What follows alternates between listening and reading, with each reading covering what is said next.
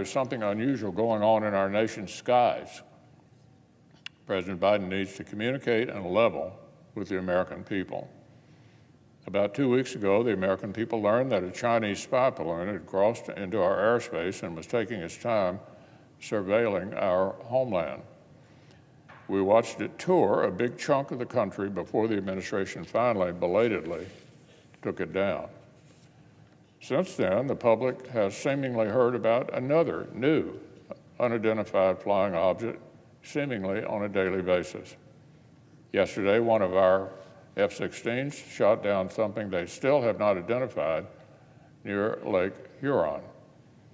The day before that, in consultation with Canada, an American F-22 shot down something else over the Yukon.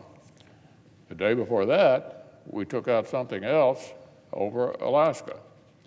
The administration has still not been able to divulge any meaningful information about what was shot down.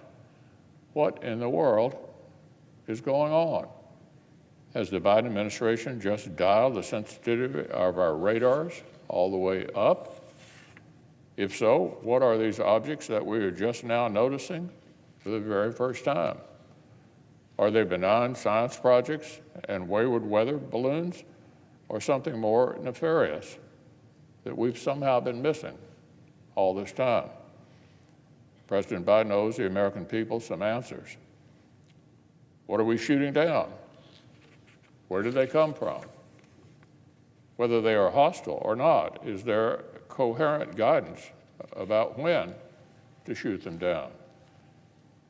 If the administration knew all along about China's surveillance efforts, why did it not have options to shoot that balloon down before it maneuvered itself all across the country? Did the right people in the government know about this surveillance threat?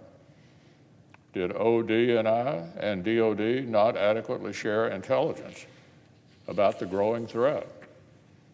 How did we get into a position where the greatest nation in the world doesn't know what is traversing our own airspace?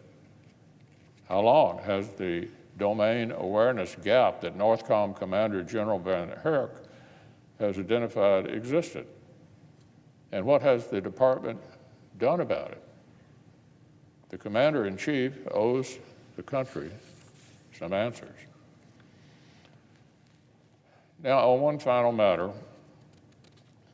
this morning I was saddened to learn of the passing of my good friend Ted Lerner, the only person I'll recognize as an even bigger fan of the Washington Nationals. When Ted bought the Nationals franchise in 2006, he helped a hometown team plant deep roots in our nation's capital for the first time in 33 years. And season by season, his leadership built the team that would bring home Washington's first World Series title in nearly a century. True Nats fans consider ourselves lucky to have been here for the historic run that Ted orchestrated. But even in a transient place like Washington, the whole city has been fortunate to be touched by the Lerner family story. Ted, of course, was a Washingtonian from the beginning, kindergarten through law school. After serving in the Army during the Second World War, he met his wife Annette here, and at every step of the way, Ted's success was a family affair. He got a front row seat to the hardworking, enterprising spirit of his immigrant parents. He got his start in real estate with a loan from none other than Annette, who at the time had the only paid job between them. And the family Ted and Annette built together has been involved in every facet of the venture that transformed the DC skyline and put the Capitol Dome squarely over left center field. So today, my prayers are with the Lerner family as they mourn a truly distinguishing life.